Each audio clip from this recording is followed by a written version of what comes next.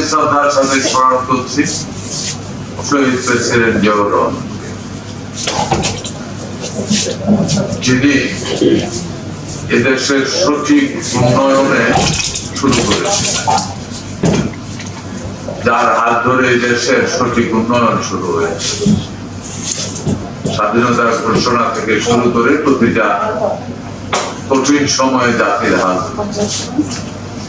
আমি শ্রদ্ধার সাথে স্মরণ করছি বেগম খালেদা জিয়াকে, যিনি তিনবারের প্রধানমন্ত্রী ছিলেন। আমরা ওই দল এই মুহূর্তে রাষ্ট্র পরিচালনার দায়িত্বে আছে। জনগণ আমাদেরকে ভোট দিয়েছে একটা সুন্দর দেশ পাওয়ার জন্য, সুন্দর জীবন পাওয়ার জন্য।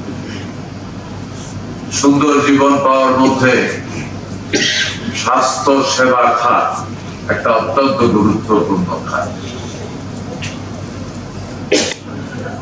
মানুষ হসপিটালে যখন যায় তখন নিজে প্রচন্ড অসহায় হয়ে যায়।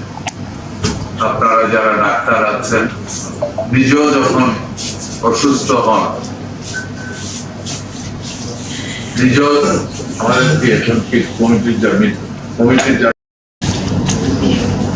আপনারা তখন ফিল করেন যে আসলে জীবনটা অনেক কম সময়।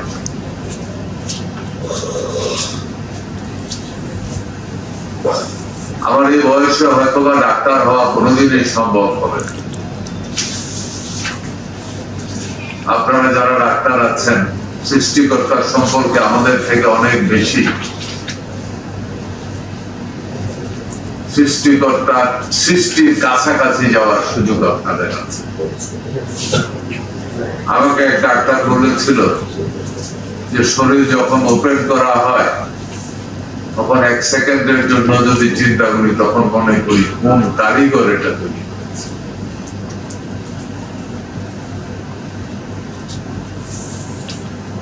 আসেন আমরা কুমিল্লা মেডিকেল কলেজ হাসপাতাল নিয়ে কথা শুনি। এই মেডিকেল কলেজ হাসপাতাল যখন শুরু হয়েছিল, উপস্থাপনায় আপনি নিজেও দেখেছেন, বর্তমানে 500 সিট পর্যন্ত এসেছে। এবং এই কুমিল্লা মেডিকেল কলেজের সীমানা এই মুহূর্তে শুধু কুমিল্লার ভিতরে সীমাবদ্ধ নয়, এটা কুমিল্লা থেকে শুরু করে আমাকে একজনে বললো নোয়াখালী, ফেনী, ওই দিক থেকে প্রচুর রোগী এখন এখানে আসে। এটা আমাদের জন্য সৌভাগ্য যে কুমিল্লাতে সবাই আসে সহযোগিতা পাওয়ার জন্য। এখন আমরা যারা এই মেডিকেল কলেজ হসপিটাল পরিচালনার দায়িত্বে আছি বা আসছি বা আমাদেরকে দায়িত্ব দিয়েছে সরকার, আমাদেরকে প্রথমে এই তারা যদি সমস্যাকে চিহ্নিত করে ওই সমস্যার সমাধানের জন্য আন্তরিকভাবে কাজ করার জন্য এগিয়ে না আসি, তাহলে দায়িত্বে থাকবে সত্যিকার অর্থে কোনো ডেভেলপমেন্ট। আর আমি দায়িত্বটা নিয়েছি ডেভেলপ করার জন্য।